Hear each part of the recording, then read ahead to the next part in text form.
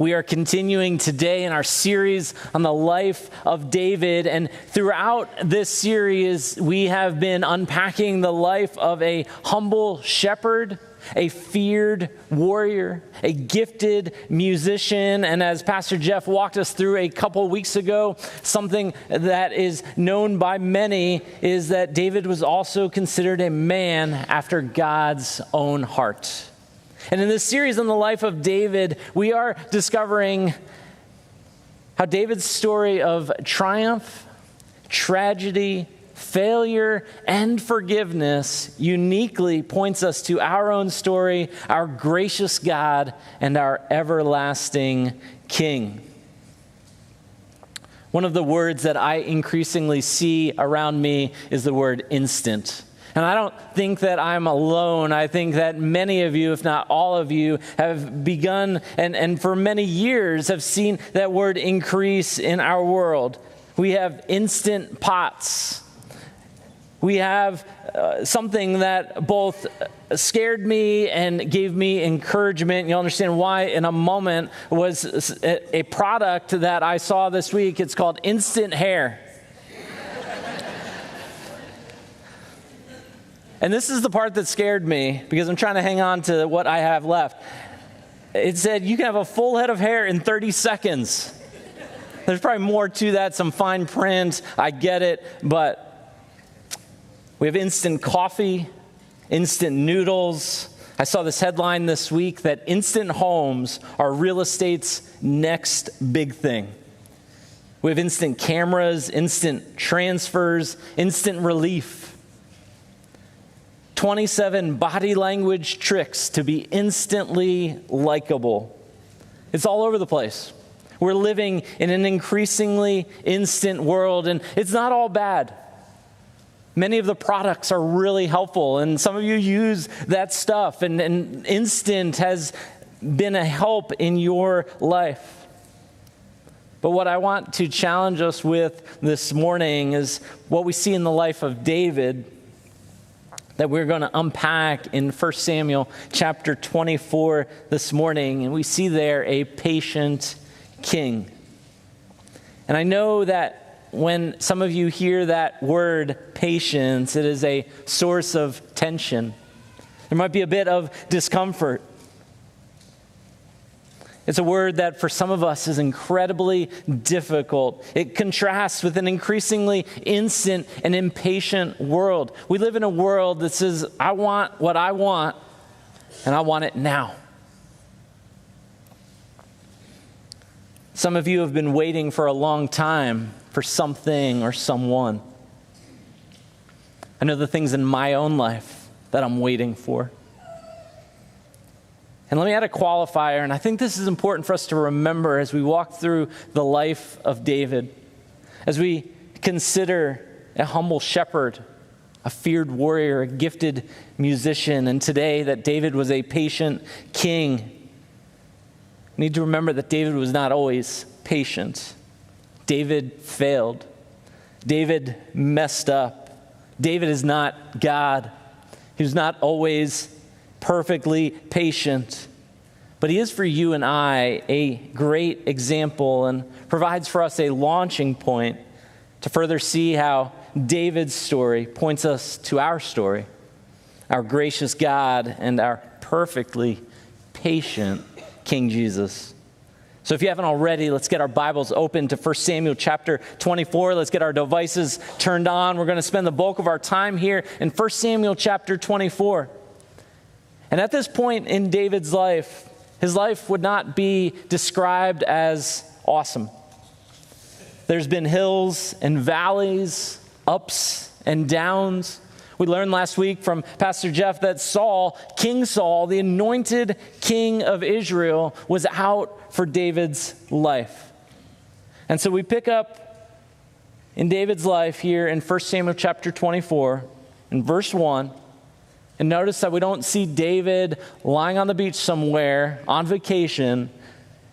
It says in verse 1, when Saul returned from following the Philistines, he was told, behold, David is in the wilderness of En-gedi. And verse 2, then Saul took 3,000 chosen men out of all Israel and went to seek David and his men in front of the wild goats' rocks. Despite numerous attempts at David's life, Saul is still at it. Saul has been tossing spears at David. And now we come to chapter 24, and we read that Saul has taken 3,000 chosen men to go after David. These are not ordinary men. These are not the leftovers or whoever wanted to do it. These were 3,000 chosen men. And so I want you to catch what is going on here and the gravity for Saul of getting David. We read in chapter 23 that David had about 600 men. They were not the chosen men of Israel, but they were 600 men. And if you do some quick math, Saul has a 5-1 advantage at this moment. And we continue in verse 3. And he, Saul, came to the sheepfolds by the way where there was a cave, and Saul went in to relieve himself. I'll let you fill in the gaps there. Now David and his men were sitting in the innermost parts of the cave. And so let's set the stage here for a moment. It says that Saul came to the sheepfolds by the way, and you might wonder, what does that mean? What is the sheepfolds by the way? Is that some kind of road that he was on? This is another way of saying that this was a big cave. Saul had come to a big cave, and most, if not all, of David's 600 men would have been able to hide in this cave. And so David's men are hanging out here. They're in this cave, and we know from the end of chapter 23 that David had been living in En-gedi. This was an ideal spot. There was rocky terrain. There was fresh water. It overlooked the Dead Sea. They would have been easily able to scout incoming soldiers from where they were.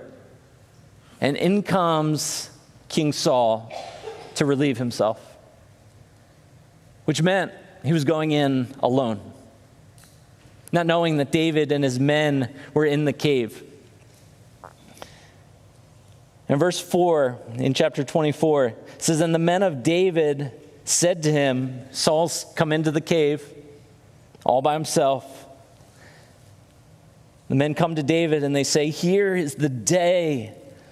Imagine they're probably pretty excited to say this. Here is the day of which the Lord said to you, behold, I will give your enemy into your hand, and you shall do to him as it shall seem good to you. Then David arose and stealthily cut off a corner of Saul's robe. And so here's the deal. Saul's come into the cave.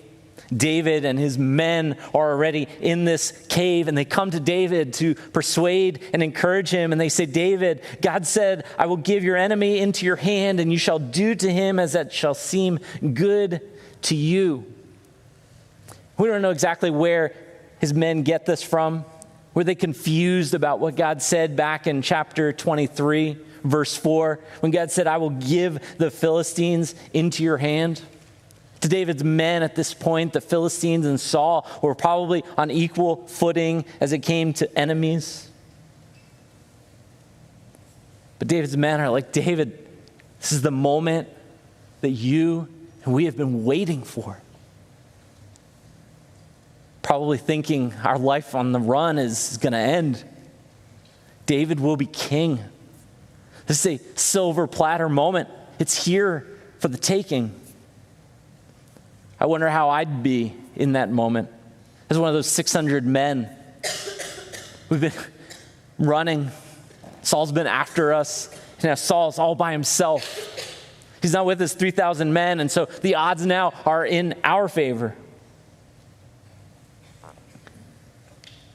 And I'd imagine that if we were writing this out and deciding how this was going to play out, that it would be followed up by David proceeded to take his sword and kill Saul. But instead, it says there,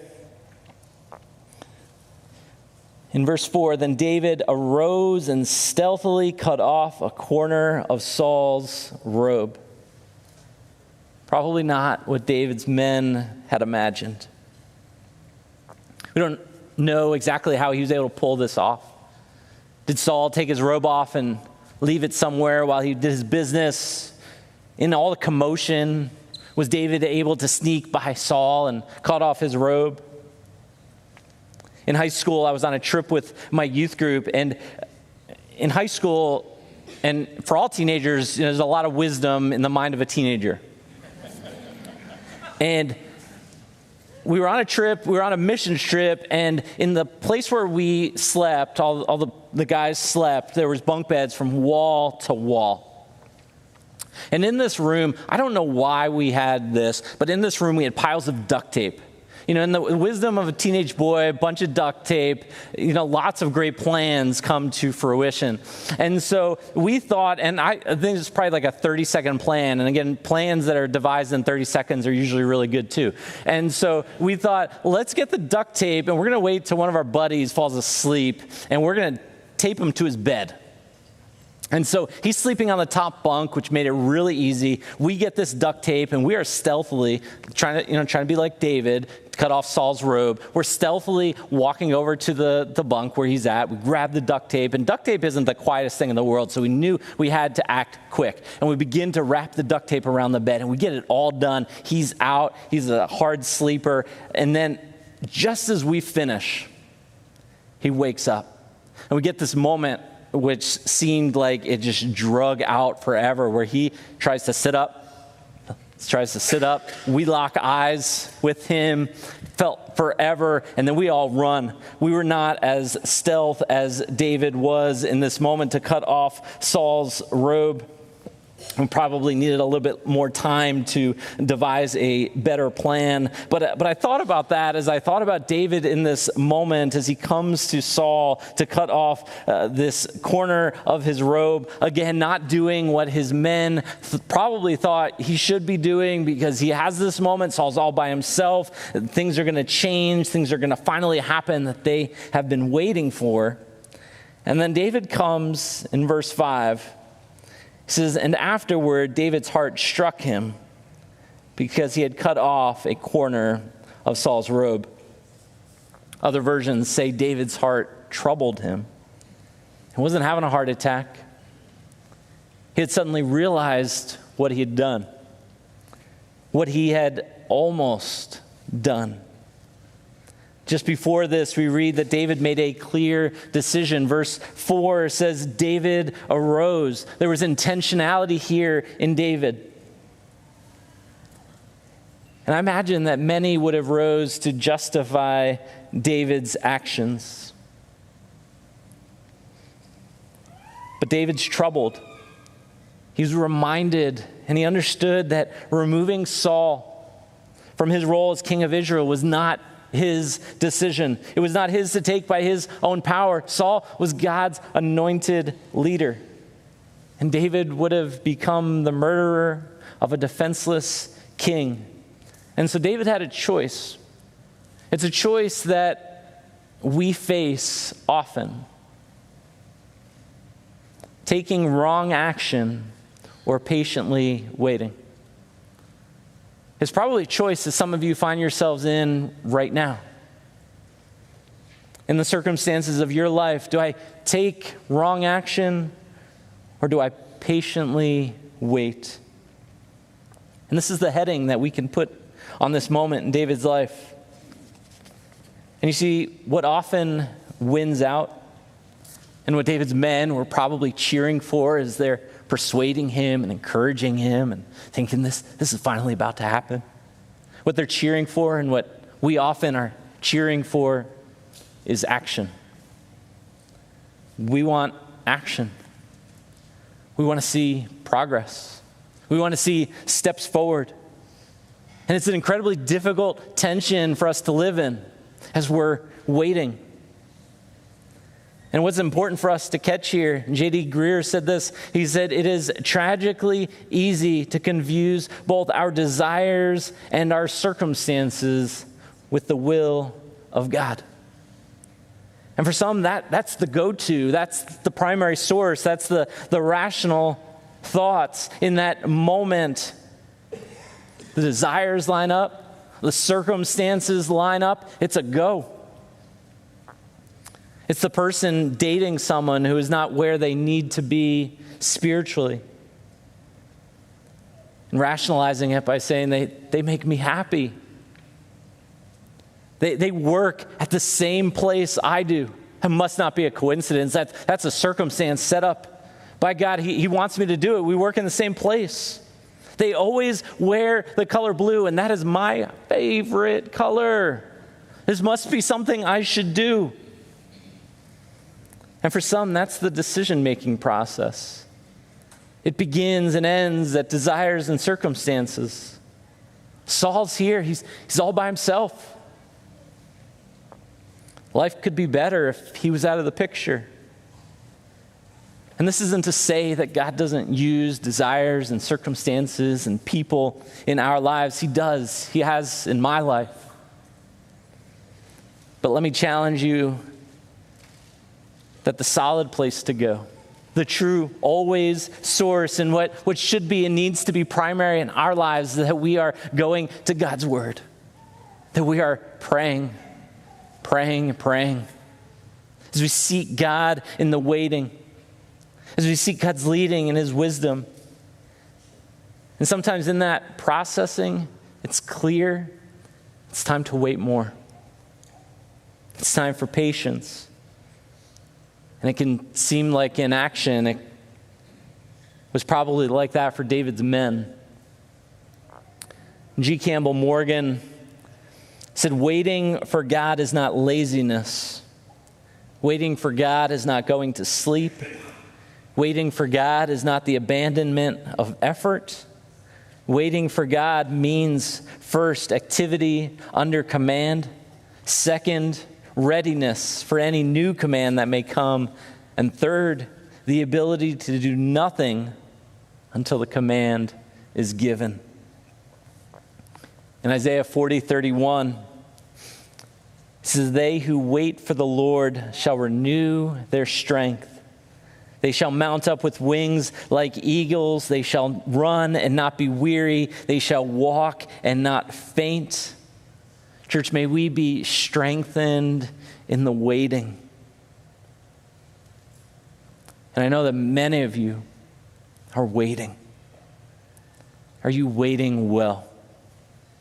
One author said, we wait not by sitting still, but by pursuing God's purpose in God's ways with God's timing. God's purposes in God's ways with God's timing. And so how does David respond to his men? In verse 6 of chapter 24, it says, he said to his men, the Lord forbid that I should do this thing to my Lord, the Lord's anointed, to put out my hand against him, seeing he is the Lord's anointed. And verse 7, so David persuaded his men with these words and did not permit them to attack Saul. And Saul rose up and left the cave and went on his way. Sometimes when we read passages of Scripture at face value, we don't get the moment. I don't understand the gravity and the words. This is one of those moments. This translation is a bit mild, probably not an accurate picture of the full extent of this conversation. As David comes to his men, he's literally tearing into his men with his words. He wants them to know that without a doubt, they were utterly and completely wrong. And he's communicating to them a patient plan, a plan to wait, recognizing the need to wait on God. And so what does David do? He goes into hiding, right? He puts together a detailed plan of escape from the moment. No. In verse 8, and I so appreciate this interaction here at the end of 1 Samuel 24. Verse 8, it says, afterward, David also arose and went out of the cave and called after Saul, my Lord the king." And when Saul looked behind him, David bowed with his face to the earth and paid homage. Remember what's happened to this point between Saul and David? Spears coming at David, being chased by Saul, having a chance to kill Saul, and instead trims his robe. And David says, "My Lord, the king," and he proceeds to bow to Saul. And David is not only showing a recognition to Saul that he knows that he is still the king of Israel, but he is also showing an extreme amount of faith and trust in God, because Saul could have taken out David right there in that moment. David comes humbly. He's essentially just gotten done telling his men that he was choosing to follow God's plan, not theirs, not his own. And comes with a humble heart to Saul, recognizing the need to wait on God. He says to Saul in verse 10, "Some told me to kill you, but I spared you." In verse 11, "See, my father, see the corner of your robe in my hand. For by the fact that I cut off the corner of your robe and did not kill you, you may know and see that there is no wrong or treason in my hands. I have not sinned against you, though you hunt my life to take it." David recognized what was going on. He said in verse 12, "May the Lord judge between me and you. May the Lord avenge me against you, but my hand shall not be against you." David is trusting in God. He's waiting.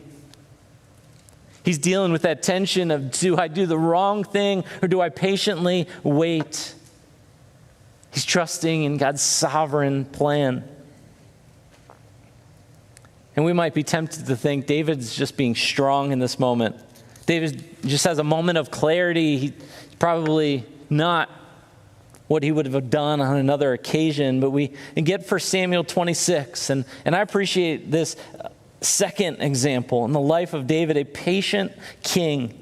In 1 Samuel 26, verse 7 and 8, a very similar situation. It says, "So David and Abishai went to the army by night, and there lay Saul sleeping within the encampment, with his spear stuck in the ground at his head, and Abner and the army lay around him. Then Abishai said to David, 'God has given your enemy into your hand this day. Now please let me pin him to the earth with one stroke of the spear, and I will not strike him twice.'"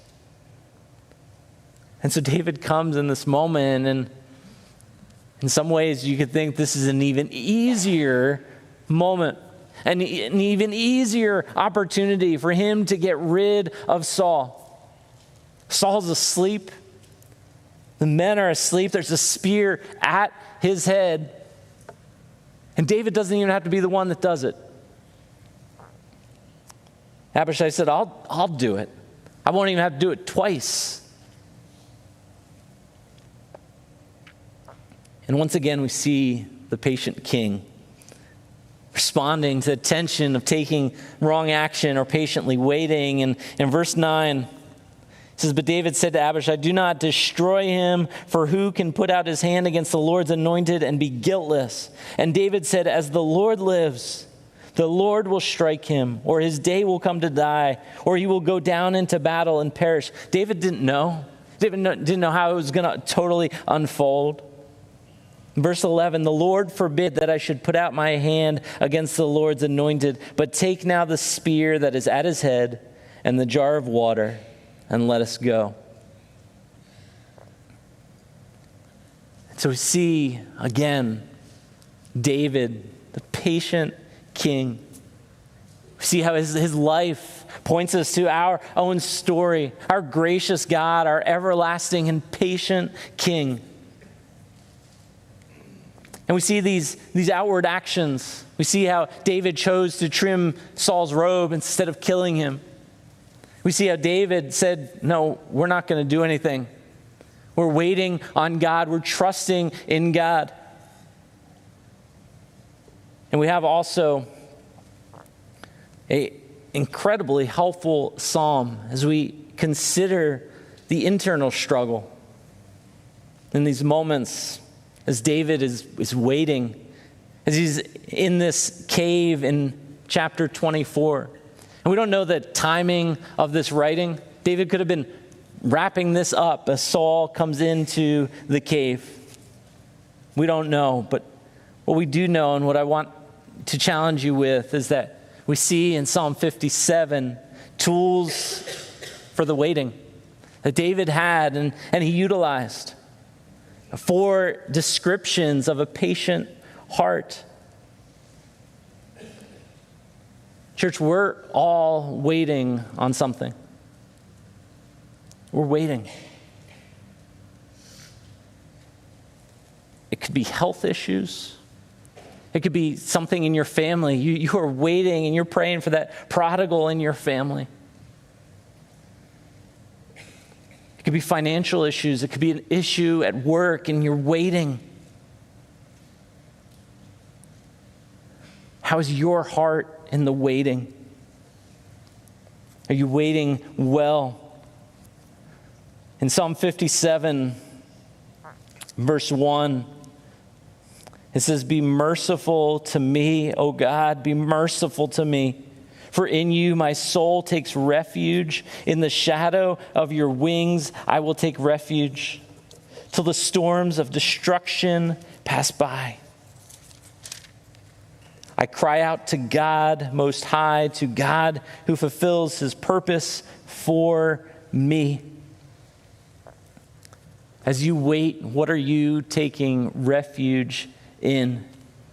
I think there are many things and many people as we're waiting that we are seeking refuge in. David is recognizing that he's in a storm.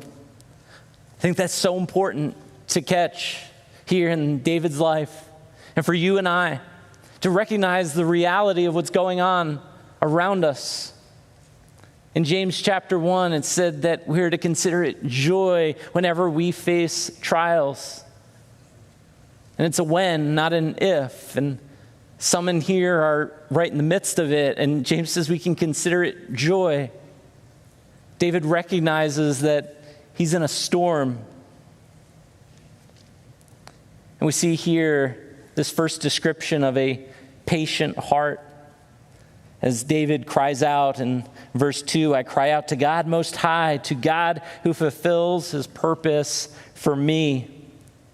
And as I read that this week, I was reminded of Paul's words in Philippians chapter 1, verse 6, "And I am sure of this, that he who began a good work in you will bring it to completion at the day of Jesus Christ."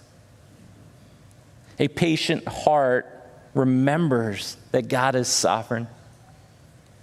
Church, God is sovereign. And what does it mean that God is sovereign? It means that God is in complete control of everything, that there's nothing that happens outside of his plan. Nothing takes him by surprise. He is all powerful, and only God can make that claim. God is sovereign, and he alone is worthy of our worship. He continues in verse 3 of Psalm 57. He says, "He will send from heaven and save me. He will put to shame him who tramples on me. God will send out his steadfast love and his faithfulness." In verse 4, "My soul is in the midst of lions. I lie down amid fiery beasts. The children of man whose teeth are spears and arrows, whose tongues are sharp swords."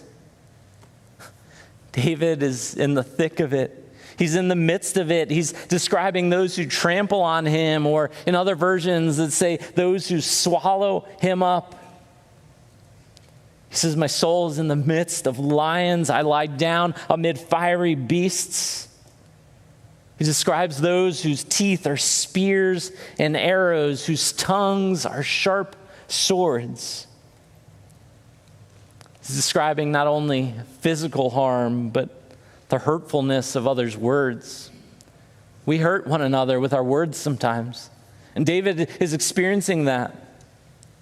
The details in your storm might be a bit different. I imagine that they are. You might word this a little bit differently, but some of you are right there today. And what is David's follow-up? Has David respond after sharing that, the reality of his situation? He said, man, my life is so hard. Woe is me. I can't believe this. There has to be something else. What I've done has not worked. No, that's not David's response. He says in verse 5, be exalted, O God, above the heavens. Let your glory be over all the earth. We see that a patient heart lives for God's glory. We read in 1 Samuel 24 and 26 that David's heart was to patiently follow God's timing and leading. This is what David wanted. This is what he was seeking. Even in the midst of difficulty and turmoil, in the midst of a storm, in the midst of lions and fiery beasts, in the midst of hurtful words, David is not living to make much of himself or devise a plan to get what he wants in his timing. He's living for God's glory, to make much of God and not himself. And verse 6 of Psalm 57 continues. And it says, they set a net for my steps. My soul was bowed down. They dug a pit in my way, but they have fallen into it themselves. My heart is steadfast, O God. My heart is steadfast. I will sing and make melody. Awake, my glory. Awake, O harp and lyre. I will awake the dawn. I will give thanks to you, O Lord, among the peoples. I will sing praises to you among the nations. We see, third, that a patient heart is confident in God. In the waiting, what is your heart confident in? Where have you placed your confidence? Is it in your accomplishments and your stuff and your accolades and your abilities? Is it in your good looks? David says, in the midst of struggle and difficulty, he's not on the outside looking in. He's in the midst of it. Again, he's sitting in the cave. And he says, my heart is steadfast. Oh God, my heart is steadfast. And David is declaring in this psalm that God has been and is faithful. And because of that, David can be confident in God. And then in verse 10 in Psalm 57, we read, for your steadfast love is great to the heavens, your faithfulness to the clouds. Be exalted, O God, above the heavens. Let your glory be over all the earth. And David, once again, like he did in verse 3, he proclaims God's steadfast love. And we see here a fourth description of a patient heart, that a patient heart clings to God's steadfast love. David lived with an assurance of God's steadfast love. It led him and it guided him in the waiting. As you're waiting, are you clinging to God's steadfast love? It doesn't mean that circumstances are going to go away. Life may still be hard. Life is going to continue to throw us curveballs. We're not going to understand why all the time. Maybe not most of the time. But we can be assured that God loves us. And if we've placed our faith in Christ, we can have hope, even in the midst of the fire, even in the midst of the difficulty, even in the midst of the waiting, we can have hope. And this morning, as we consider the communion table and this opportunity that we have to remember and reflect on the sacrifice of Jesus Christ,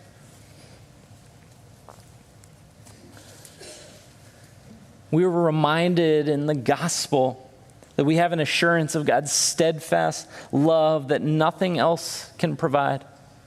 Stuff fails. People fail. But God's steadfast love does not fail. It is faithful. It is good always. In the waiting, outside of the waiting, before the waiting. The gospel tells us of God's perfect love through Jesus' sacrifice on the cross. The payment of his blood, Jesus' blood for our sin, the sacrifice of his body. A perfect image of God's steadfast love. In 1 John chapter 4, verse 9, it says, "In this the love of God was made manifest among us, that God sent his only Son into the world so that we might live through him. In this is love. Not that we have loved God, but that he loved us." He loves you. And sent his Son to be the propitiation for our sins.